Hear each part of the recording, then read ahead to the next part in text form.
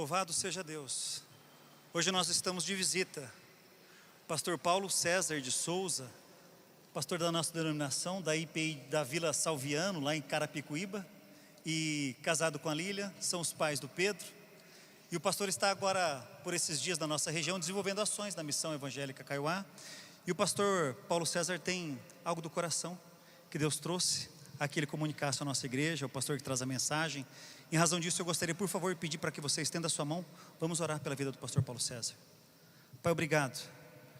Obrigado pela vida do teu filho, veio de longe. Obrigado porque nós sabemos que aprove ao Senhor colocar algo no coração.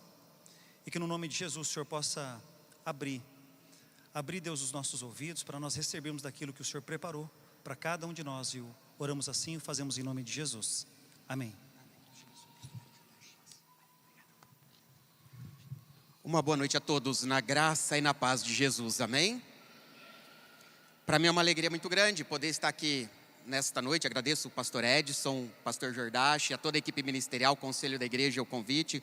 Conheço o pastor Edson há alguns anos das reuniões, dos nossos concílios. O Jordache eu conheci recentemente e gostei muito, é uma grande pessoa, viu, Jordache? Deus te abençoe muito sua vida, seu ministério.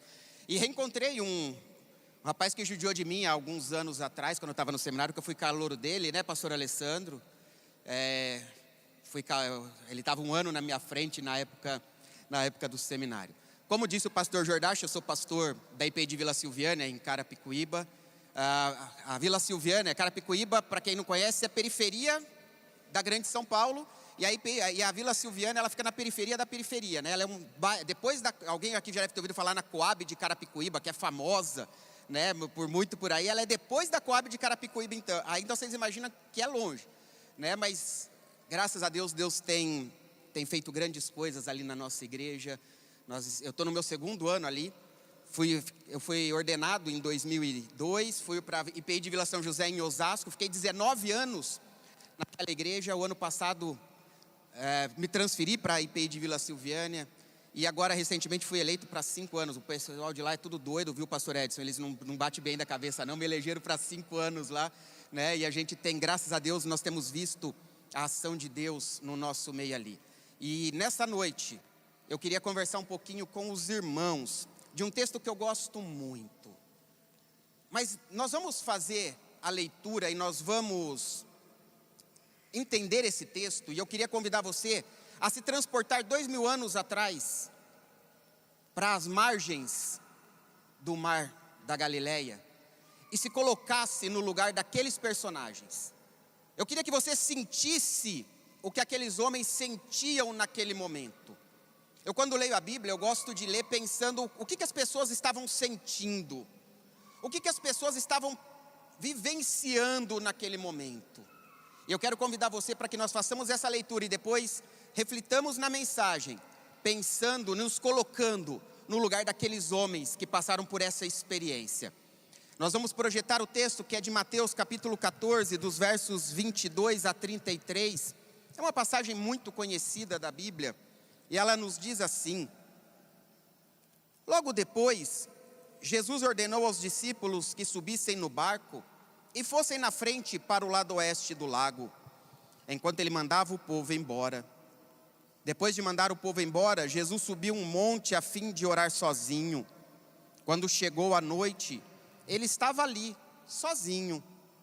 Naquele momento, o barco já estava no meio do lago, e as ondas batiam com força no barco, porque o vento soprava contra ele. Já de madrugada, entre as 3 e as 6 horas, Jesus foi até lá, andando em cima da água. Quando os discípulos viram Jesus andando em cima da água, ficaram apavorados e exclamaram: é um fantasma! E gritaram de medo. Nesse instante, Jesus disse: coragem, sou eu, não tenham medo. Então Pedro disse: se é o Senhor mesmo, mande que eu vá andando em cima da água até onde o Senhor está. Venha, respondeu Jesus. Pedro saiu do barco e começou a andar em cima da água em direção a Jesus. Porém, quando sentiu a força do vento, ficou com medo e começou a afundar. Então gritou: socorro, Senhor! Imediatamente Jesus estendeu a mão, segurou Pedro e disse: como é pequena a sua fé, por que você duvidou? Então os dois subiram no barco e o vento se acalmou. E os discípulos adoraram Jesus, dizendo: de fato, o Senhor é o Filho de Deus. Palavras do Senhor para as nossas vidas nesta noite. Meus irmãos e minhas irmãs, como eu disse para vocês, eu gosto muito de ler a palavra de Deus, de ler os textos bíblicos, me colocando no lugar dos personagens. E esse texto, quando eu leio, eu me coloco dentro daquele barco, junto com aqueles discípulos. Alguém aqui já teve a experiência de sair à noite para pescar ou para andar de barco? Aqueles que gostam de pescar sabem que a noite, o comecinho da noite, ele é o melhor momento que a gente tem para pescar. Eu gosto muito de pescar. O único problema é que os peixes não gostam de mim. Esses tempos atrás a moçada da igreja falou: pastor, vamos pescar? Vamos pescar? Vamos, adoro pescar. Só que São Paulo, ou você vai para um pesca e pague, ou você anda muito para chegar em algum lugar que você consiga pescar, porque ninguém pesca no Tietê, em São Paulo.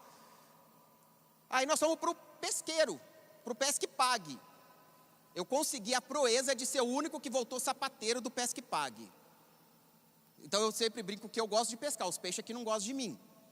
Mas enfim, quem gosta de pescar, ou quem já teve a experiência de passar sobre um rio, ou sobre uma ponte sobre um rio, ou de ver o oceano à noite, sabe que aquilo ali é extremamente escuro. A gente não consegue ver nada. Aqueles discípulos, segundo a Bíblia, eles estavam dentro daquele barco, e quando eles estavam no meio do mar, veio uma grande tempestade. Aquilo que já era escuro, ficou mais escuro ainda, porque afinal de contas o luar, as estrelas foram cobertas pelas nuvens. Veja, nós estamos falando de um barco precário, construído artesanalmente, numa época que não existia nem iluminação direito. Aqueles barcos à noite eram iluminados por lâmpadas de óleo. Alguém aqui já morou em sítio? Eu sou do interior, eu nasci em Andradina, Junquerópolis, sou daquela região ali. E eu me lembro muito à noite, quando a gente ia para sítio dos vizinhos, dos parentes, a lamparina.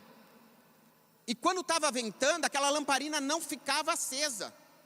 Agora você imagina um barco no meio do mar, no meio de uma tempestade, movido a luz, iluminado por lamparinas a óleo.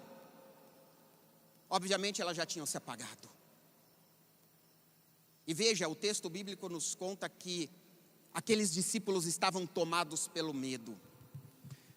E veja, eu quero chamar a sua atenção para uma coisa: nós não estamos falando de pessoas que eram crescidas, nascidas e criadas em cidade, como diria a moçada hoje, que eram Nutella, que não estava acostumado a estar no mar. Nós estamos falando de pescadores, de pessoas que estavam acostumadas a viver no mar. E mesmo aqueles discípulos que estavam acostumados a pescar, que estavam acostumados com tempestades no oceano, que estavam acostumados com tempestade naquele mar, estavam apavorados, segundo a Bíblia. Isso me leva a entender que ali estava havendo, que aquela tempestade era muito forte. E a Bíblia fala que as ondas eram muito grandes, o mar estava muito agitado, relâmpagos cortavam o céu para todos os lados. E de repente, no meio daquela tempestade, eles apavorados, eles olham e começam a ver um vulto em cima da água. E eu fico imaginando que eles conseguiam ver a hora que passava um relâmpago. A hora que relampejava é que eles conseguiam ver, e eles: o que é aquilo? O povo judeu é um povo muito supersticioso. A primeira reação deles foi: aquilo é um fantasma. E se eles já estavam com medo, agora então eles estavam mortificados, apavorados. E a Bíblia nos conta que Jesus vê o medo daqueles discípulos e diz: olha, vocês não precisam ter medo, não precisam se preocupar, sou eu. E aí, nesse momento entra em cena o meu personagem preferido no Novo Testamento, obviamente, depois de Jesus, que é o apóstolo Pedro. E eu gosto tanto de Pedro que eu vou dar uma chance de vocês adivinharem qual é o nome do meu filho. Pedro. Aí minha esposa quis deixar um pouquinho mais chique, colocou Pedro Henrique, né? Porque o Pedro, quando eu olho para o Pedro, irmãos e irmãs, eu vejo ali a humanidade representada. Eu vejo Pedro como uma representação de todos nós. Porque o Pedro é aquele que é corajoso, é aquele que é impulsivo, é aquele que tira a espada para defender o seu mestre, mas também é aquele que é covarde. É aquele que quando a situação aperta ele renega Jesus. É aquele que também se arrepende dos seus erros. Veja, o Pedro ele representa muito a humanidade, com as suas qualidades e com os seus defeitos. E aqui nesse texto, Pedro mais uma vez é Pedro.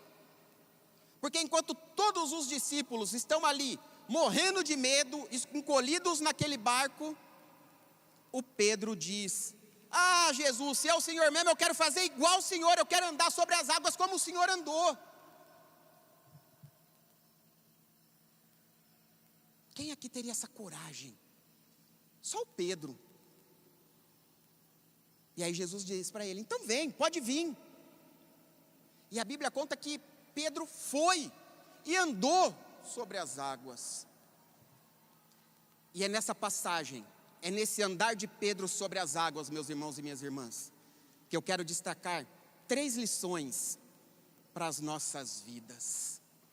E a primeira delas que eu quero chamar a sua atenção é que enquanto nós olhamos para Jesus, nós podemos caminhar sobre as águas. Veja, o texto nos diz que Pedro, ele tem esse passo de fé, ele tem esse passo de coragem, nós poderíamos dizer até que ele tem esse passo de ousadia. E ele sai daquele barco e ele realmente começa a andar sobre as águas. Pedro está olhando para Jesus. Pedro tem os seus olhos fixos em Jesus.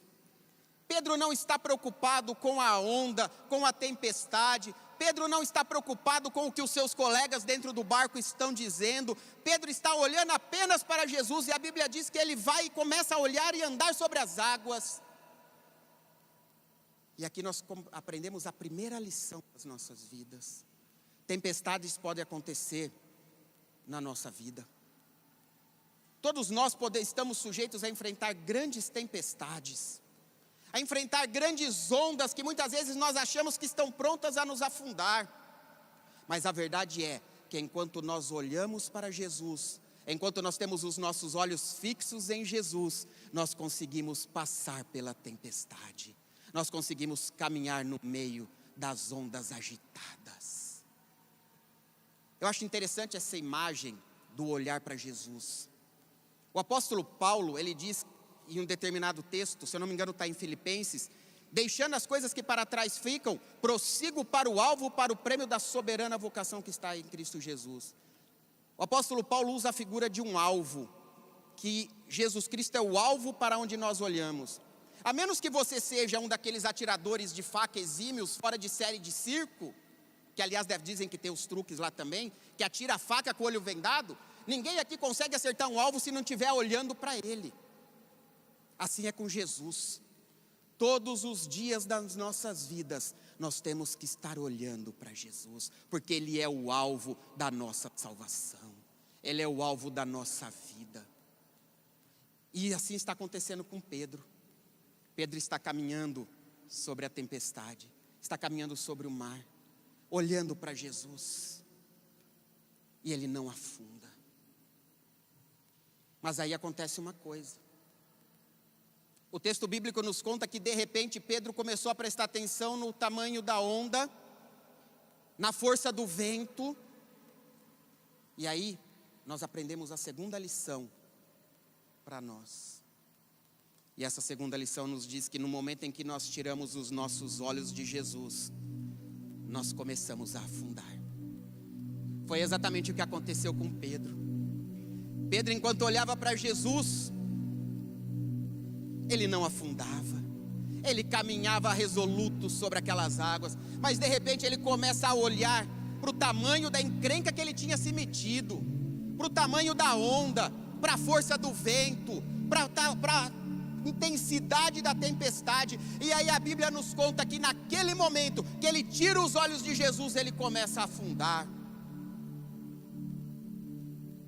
E assim acontece conosco também, porque muitas vezes no momento da nossa crise, no momento da nossa tempestade, no momento da nossa luta, quando nós mais devíamos estar olhando para Jesus, nesse momento nós começamos a olhar para o tamanho do problema, nós começamos a olhar para o tamanho da dificuldade, nós começamos a olhar para o tamanho daquilo que nós estamos enfrentando, e nesse momento nós esmorecemos, nós começamos a afundar. No momento em que nós muitas vezes, no momento em que nós mais precisamos estar agarrados a Jesus, olhando para Jesus, é o momento em que nós começamos a prestar atenção naquilo que está acontecendo. E nesse momento é que as coisas começam a complicar na nossa vida. Nesse momento é que a gente começa a afundar.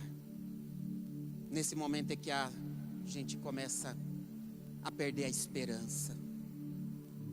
Nesse momento a gente começa a dizer: meu Deus, por quê? E no momento que você começa a questionar Deus, por que aquela tempestade vida, no momento em que você começa a questionar Deus, por que aquilo está acontecendo com você, esse é o momento em que a nossa fé enfraquece. Pedro, ele tira os olhos de Jesus e começa a olhar o tamanho da tempestade, e começa a afundar.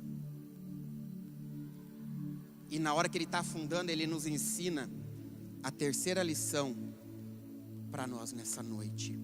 Porque quando nós começamos a afundar, Jesus está pronto para nos ajudar, nos levar a um lugar seguro e acalmar a tempestade. Veja, meu irmão e minha irmã, Pedro, quando começa a afundar, a primeira reação dele é: Senhor, socorro, me ajuda, Deus. E a Bíblia conta que Jesus vai ao encontro de Pedro, pega Pedro pela mão, o coloca de novo dentro do barco, naquele lugar seguro, e acalma a tempestade. Sabe, irmãos, isso daqui ensina para mim, ensina para você, que muitas vezes a nossa fé vai fraquejar sim, que muitas vezes nós vamos questionar Deus sim, que muitas vezes nós vamos nos amedrontar com o tamanho do problema que nós estamos enfrentando sim. Nós somos humanos, nós somos falhos. O próprio Senhor Jesus diz que a nossa fé é tão pequena que é menor que um grão de mostarda. Minha esposa trabalha com acupuntura, esses dias ela foi me mostrar que era uma semente de mostarda que coloca na orelha, um negocinho que dói aquilo, meu Deus do céu, eu nunca imaginei que a sementinha doesse tanto. Mas é tão pequena aquilo. Fala que a nossa fé é menor do que aquilo ali ainda. Nós somos sim pessoas que estão sujeitas a prestar mais atenção no problema, mais atenção na dificuldade, a prestar mais atenção na luta.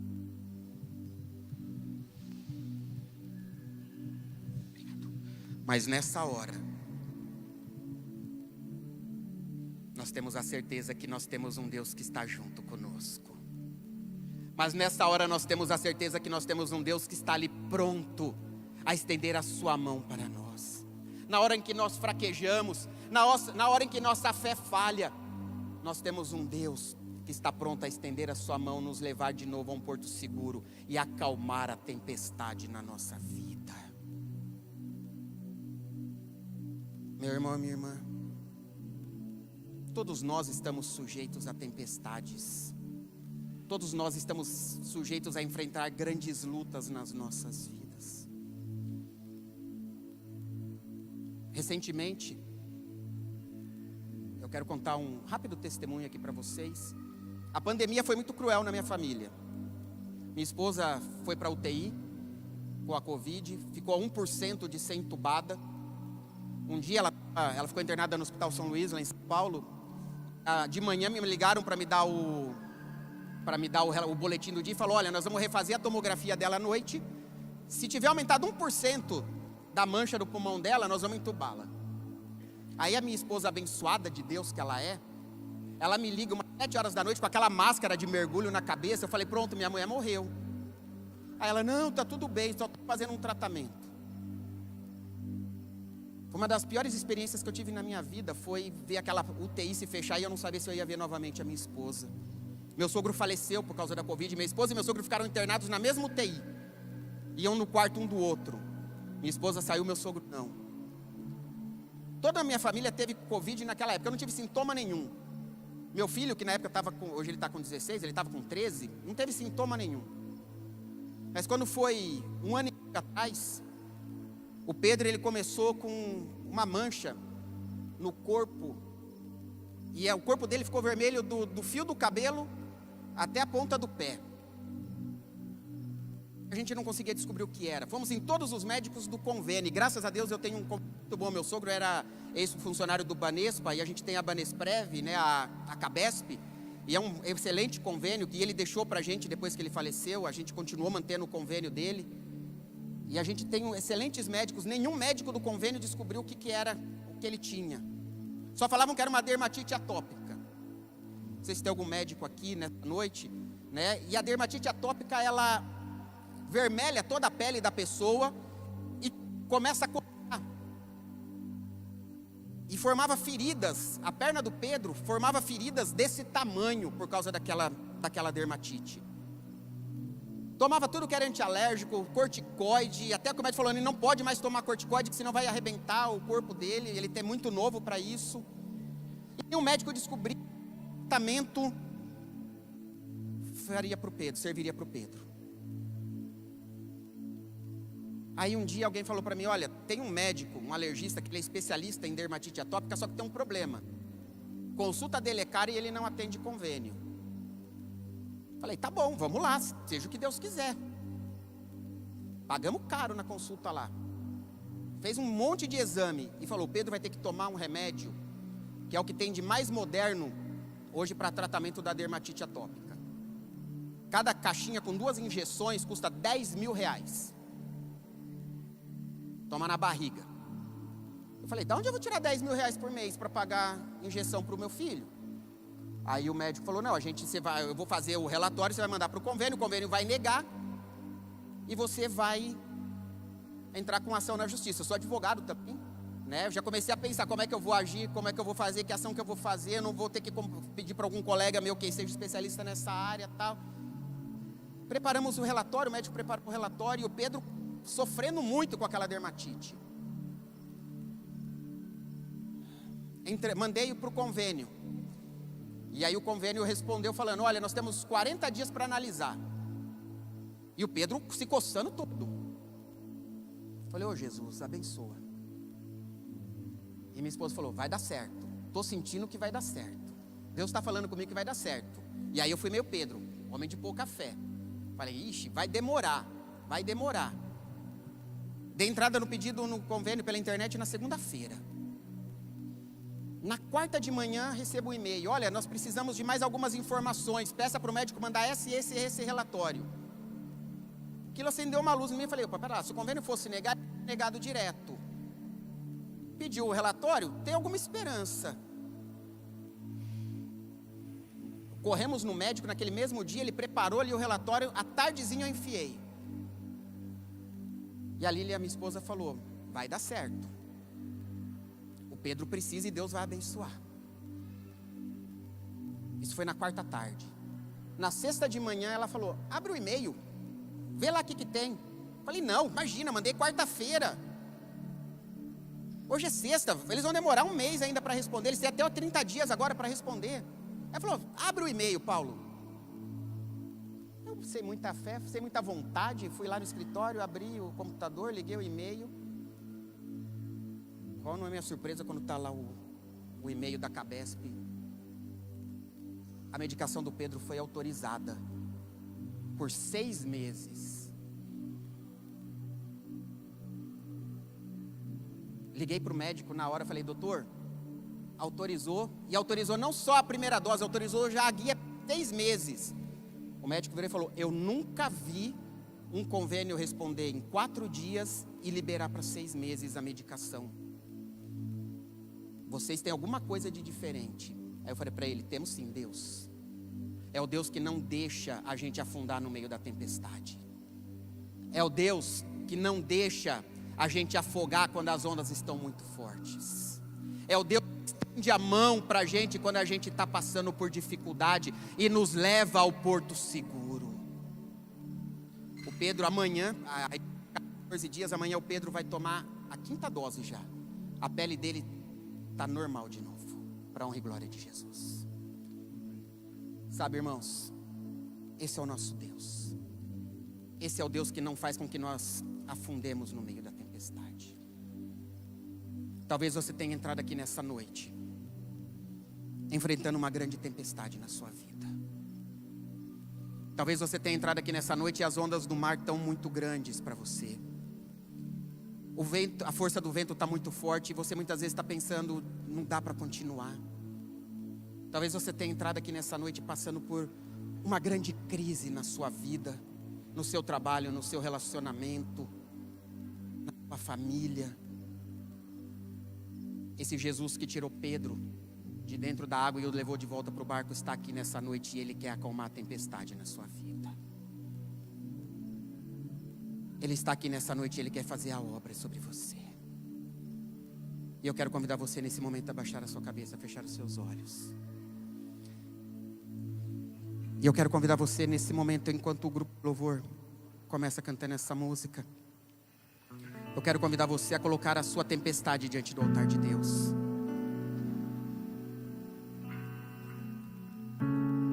Qual é a luta que você tem enfrentado? Qual é a crise que você tem passado? Jesus nessa noite te convida a colocar sobre Ele a sua tempestade. Jesus quer acalmar a sua luta. Coloque diante do Senhor a sua vida. Coloque diante do Senhor aquilo que tem te afligido, aquilo que tem tirado a sua paz. Se coloque diante do altar de Deus. Em meio ao mar, confiarei.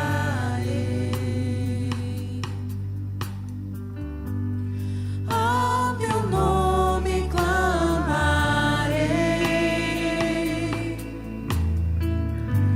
e além das ondas olharei.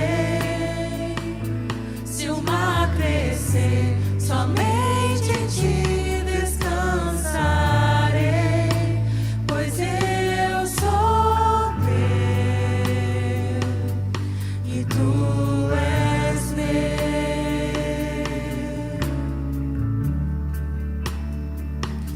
Coloque sim diante do Senhor tudo aquilo que tem te afligido. E você que nessa noite entrou aqui precisando que Deus acalme a tempestade na sua vida, no seu lar, na sua família, eu quero convidar você aí no seu lugar mesmo a se colocar em pé, porque eu quero orar por você. Eu quero orar pela sua vida. Eu quero orar para que Deus esteja assim acalmando a sua tempestade, esteja assim acalmando a sua luta, esteja assim te levando novamente a um lugar seguro. Eu quero nesta noite orar pela sua vida. Santo e eterno Deus, meu Pai querido, aqui está o teu povo, Pai, que nesta noite se coloca diante do altar da graça. Senhor, aqui estão pessoas que colocam as suas vidas diante do Senhor. Pai, eu não conheço as lutas, eu não conheço as tempestades, mas Tu conheces cada coração. Senhor, Tu conheces, ó Pai, cada luta. Tu sabes, Senhor Deus, as dificuldades. Tu sabes, Senhor Deus, o motivo do choro à noite, ó Pai, quando está sozinha no seu travesseiro, Senhor. Mas nesse momento, ó Pai, em nome de Jesus, nós colocamos cada uma dessas vidas diante do Teu altar da graça. E pedimos, ó Pai, que o Senhor esteja agindo poderosamente, Senhor. Que o Teu Santo Espírito, Pai, esteja passeando no nosso meio neste momento, Deus, restaurando, curando, Pai, quebrando grilhões, quebrando cadeias, ó Pai, em nome de Jesus, Senhor, que vidas possam ser restauradas, que tempestades sejam acalmadas, ó Pai, e que o Senhor possa trazer a bonança, possa trazer a paz em cada vida, em cada lar, em cada família, no nome de Jesus, ó Pai. Nós cremos sim, Senhor, num Deus que pode fazer a obra na nossa vida, num Deus que pode acalmar a tempestade, num Deus que pode, sim, Senhor Deus, fazer com que a bonança venha sobre nós. Haja, Senhor Deus, em cada vida, haja em cada coração poderosamente, é o que eu te peço, em nome de Jesus.